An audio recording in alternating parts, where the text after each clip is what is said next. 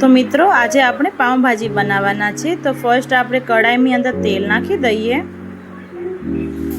પછી તેલ થોડું ગરમ થાય ને એટલે હવે એની અંદર આપણે ડુંગળી નાખી દઈએ।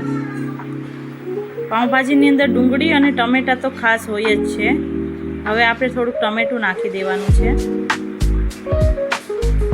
ટમેટું થોડુંક આડું માડું થઈ જશે, થોડુંક શેકાઈ જવા દઈએ। આપણે જો વરાળ ઉપરથી ખબર પડી જાય છે કે શેકાઈ ગયું છે એકદમ। હવે અંદર લસણ આદુની પેસ્ટ નાખી દઈએ।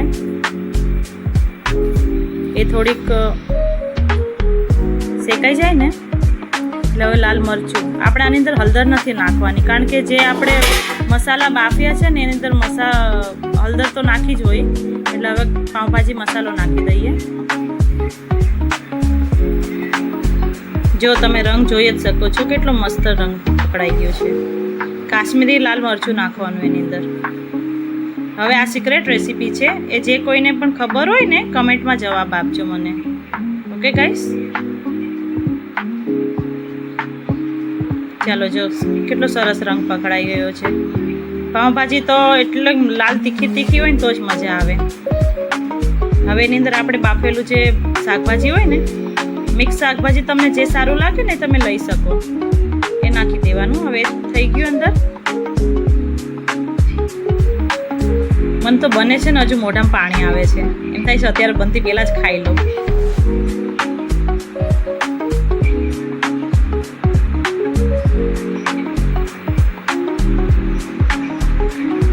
જો રંગ કેવો મસ્ત પકડાઈ ગયો છે,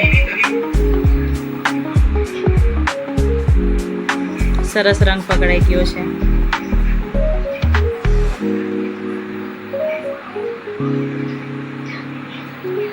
ચાલો તો આપણી પાઉંભાજી થોડીક તૈયાર થઈ ગઈ છે। આમાં અંદર આપણે મીઠું નાખી દઈએ। મીઠું લાસ્ટમાં નાખો ને તો એનો સ્વાદ એકદમ મસ્ત થઈ જશે, સ્વાદ સારો આવે એનો। હવે થોડાક ધાણા પણ નાખી દઈએ। ચાલો આપણો મસ્ત રંગ ઉકળી ગયું છે, જો કેટલું ટેસ્ટી રંગ પકડાઈ ગયો છે, યમી યમી। હવે ચાલો થોડાક ધાણા નાખી દઈએ આપણે।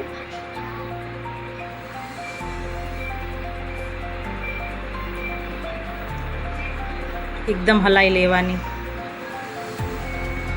રંગ પણ સરસ પકડાઈ ગયો છે। પાઉંભાજી તો ટેસ્ટી લાગે, જેને ભાવતી હોય ને કમેન્ટમાં જરૂર બતાવજો। હવે ઉપર આપણે થોડુંક માખણ નાખી દેવાનું છે। જો માખણ તમારે ન ખાવું હોય તો તમે સ્કીપ કરી શકો છો। ચાલો આપણી પાઉંભાજી રેડી છે, મેં સર્વ કરી લીધી છે। તો તમે જોઈ શકો છો મિત્રો, પાઉંભાજી કેટલી ટેસ્ટી અને યમી યમી દેખાય છે। એની સાથે તમારે ડુંગળી કચુંબર જે તમને સારું લાગે ને એ તમે ખાઈ શકો છો। તો મારી ચેનલને એક લાઈક કરવાનું ભૂલતા નહીં।